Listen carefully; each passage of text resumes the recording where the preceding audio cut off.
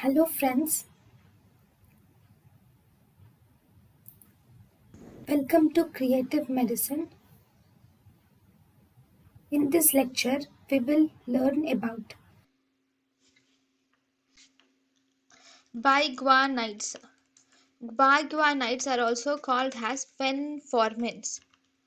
These biguanides drugs include fenformin and metformin. So first we will see the mechanism of action of biguanides. These biguanides have AMPK. They will cause AMPK stimulation. They will also inhibit the gluconeogenesis which occurs in the liver, and they increase the utilization of the glucose, and they also reduce the absorption of glucose from the intestine. Also they reduce the absorption of glucose from the intestine. Okay, they also increase the insulin receptor sensitivity. And they also delay the onset of diabetes mellitus.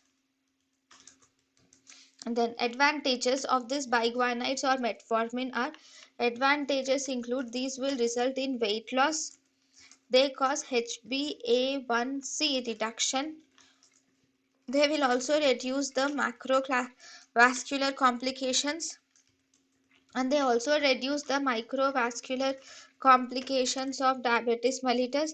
They will also reduce the triglyceride levels also. Then uses of biguanides.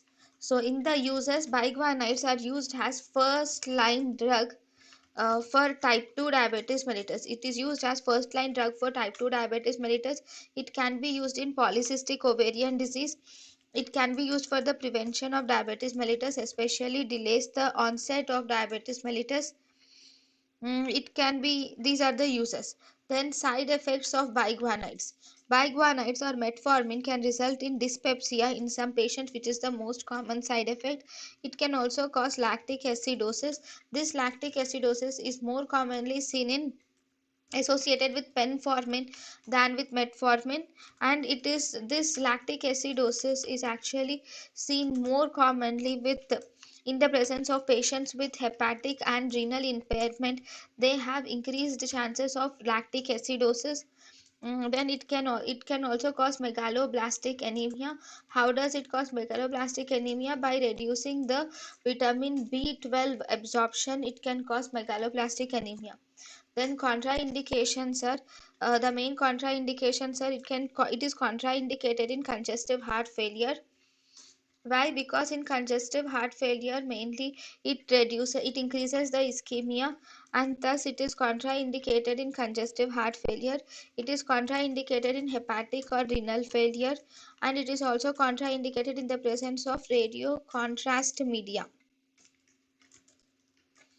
It is also contraindicated in chronic alcoholism, or it is contraindicated in hypoglycemia.